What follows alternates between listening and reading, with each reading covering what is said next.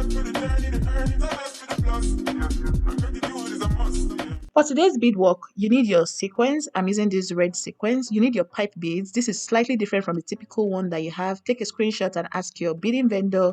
I believe they will have it in their store. You need your crystal beads. Those beads were in size 4.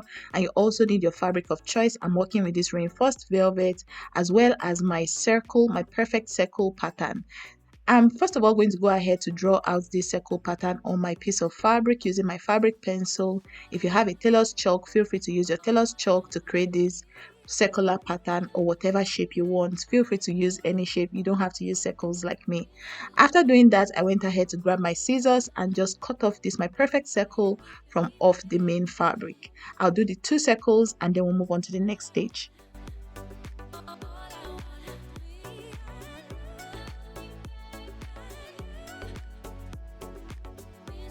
The beading needle of choice for today's video is the size 11 beading needle, and I'm also going to be using my regular polyester thread. After knotting up my thread, I went ahead to just cut off the excess at the bottom. Next thing I did was to grab my fabric glue to just stick on my clustone of choice at the center of this circle. This is me trying to figure out the center points because I wanted the clustone to sit perfectly at the center. Now I'm applying my glue onto the clustone, and then I just placed my clustone right where I marked earlier. I placed the clustones on the 2 pieces of circle that I'll be working with. Next thing I went ahead to do was to tack my clustone to the center before I begin the main beadwork. For those that are new to the channel, I have a whole video where I talked extensively about clustones and how to tack them onto fabric. If you'll be interested in that video, I'll try my best to link it on the screen. Feel free to go check it out right after watching this video.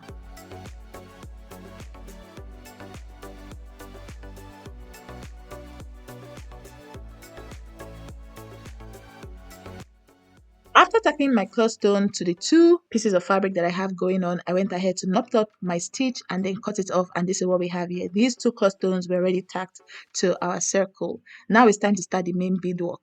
For this beadwork, talking might not do justice to this entire process, so above listening to what I'm saying, please watch what I'm doing.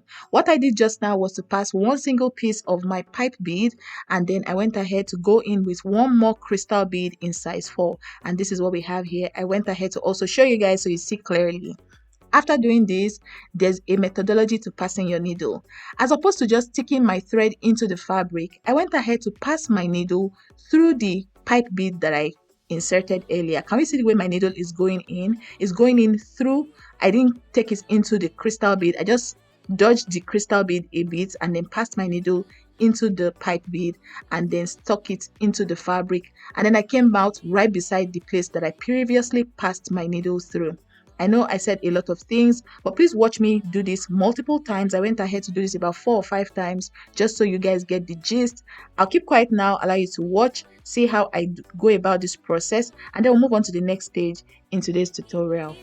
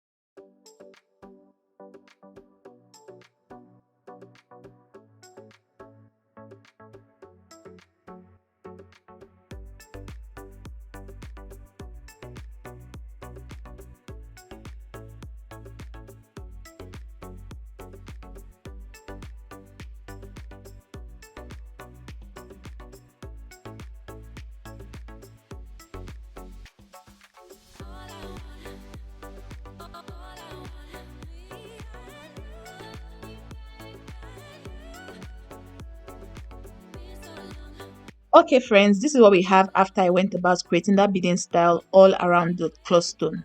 This is what I'll be working with. I'll be working with sequins and size 6 crystal beads. Feel free to work with sequins and pearls if that's what you have, or sequins and whatever beads that you have. Alright, so what I'll be doing now is I'll be passing one sequin and one crystal bead through my needle and thread, and then I will pass my needle and thread through my fabric. Bring out my needle and thread again from underneath into the upper part of the pattern that we are working with.